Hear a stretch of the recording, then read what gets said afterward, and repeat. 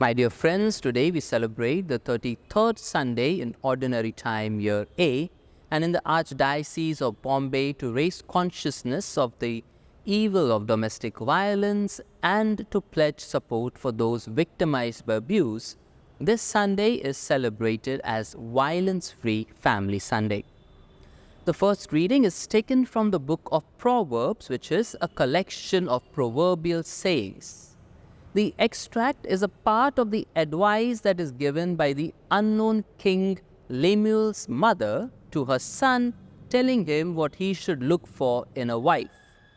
And she does set forth very high standards for the wife of a king. The passage gives us a description of a capable wife, or as some other translations would have it, a woman of strength or a virtuous woman. The woman of Proverbs surely is a role model that other women can look up to. The wife in Proverbs 31 is not confined only to the kitchen. While she takes care of her husband and household chores, she is quite active outside the home as well. She is a successful businesswoman and also an entrepreneur who works late into the evening, who plans ahead and who is not idle. She knows how to dress for success and how to sell goods for a profit.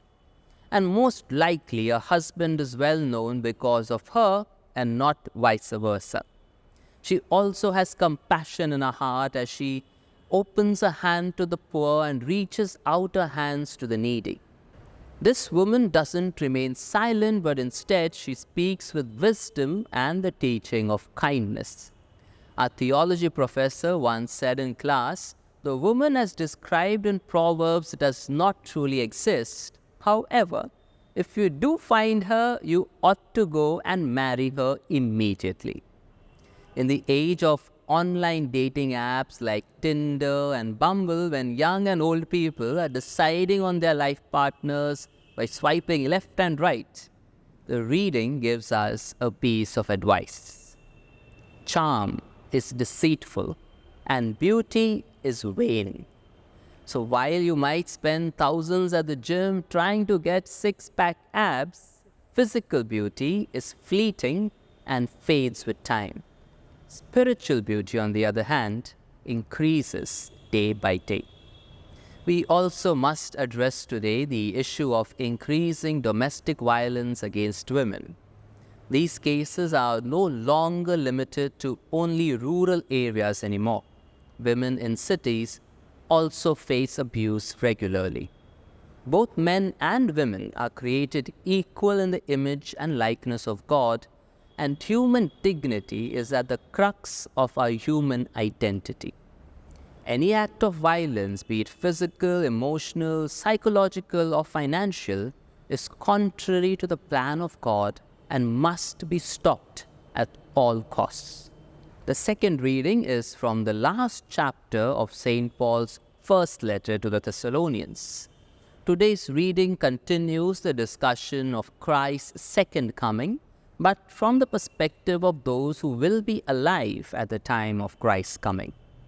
Paul writes to them about the day of the Lord, which is an end-of-time event where God will bring His judgment against evil and allow a new creation to flourish. This event will come at an unexpected time, like the birth pains of a woman. However, the emphasis of Paul is not so much on judgment, but rather on salvation. The Thessalonian believers have nothing to fear because they aren't living in darkness. As believers, they are committed to loving God and their neighbor. Therefore, the day of the Lord will not overtake them like a thief, as they are living in the light. As children of light, we must live in a state of spiritual readiness, ready to meet spiritual challenges. The reference to being sober relates to avoiding intoxication as well as the kind of behavior associated with sobriety, that is, self-control, sound judgment, discretion, dependability, and studied decisions. Paul exhorts the Thessalonian Christians to rely on faith, love, and the hope of salvation in their daily battle against evil. In the Gospel taken from Matthew, we are presented with the parable of the talents. The first two slaves do business with the master's talents and double his money. They have performed according to their potential, and they have been faithful to what the master has required of them. The master's response to each is the same. He commends the slaves for being good and faithful, entrusts them with more authority, and invites them to enter into his joy. The third slave, however, admits that he was afraid to lose the master's money. To protect himself, he buried the talent in the ground. The master is furious as this slave was too afraid to take a risk, and he attempted to secure his own well-being. The key word in the parable is a Greek word, talanton, which gets translated as talent. In Jesus' day, a talent was a measure of weight and later of money. A talent was worth more than 15 years' wages of a laborer.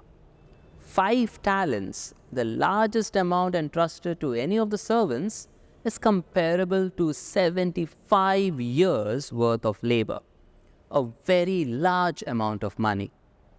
The beauty of any parable is that it can have numerous interpretations. First, we have the traditional interpretation, which encourages disciples to use their resources, gifts or talents effectively. These talents are taken to be talents in the English language like singing, dancing, painting, etc. Second, we can take the text as an allegory. The man who gives the talents is Jesus, and the delay in man's coming back is the delay of the parousia.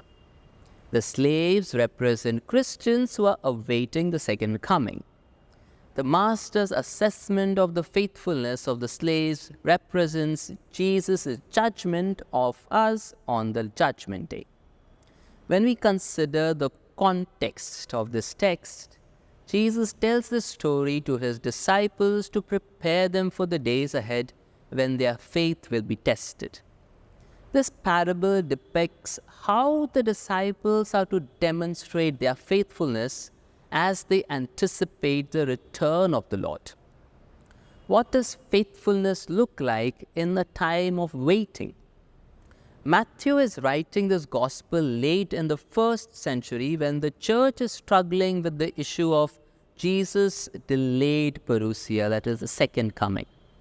This parable reminds Matthew's church that they have been entrusted with the great treasure of the gospel of Jesus Christ and will be held accountable at the second coming.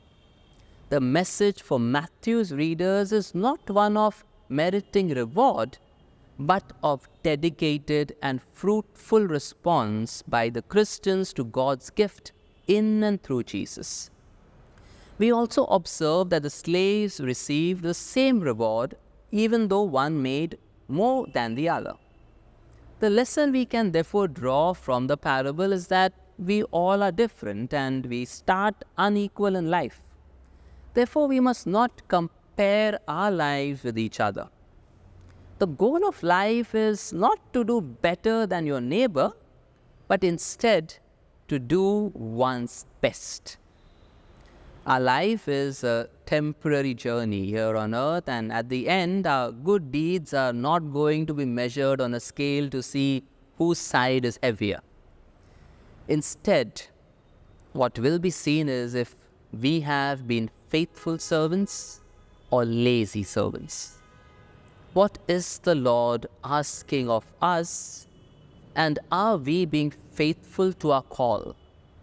Let us also pray for the victims of domestic violence and reach out concretely to those whom we know are victims of this social evil. May God bless us all.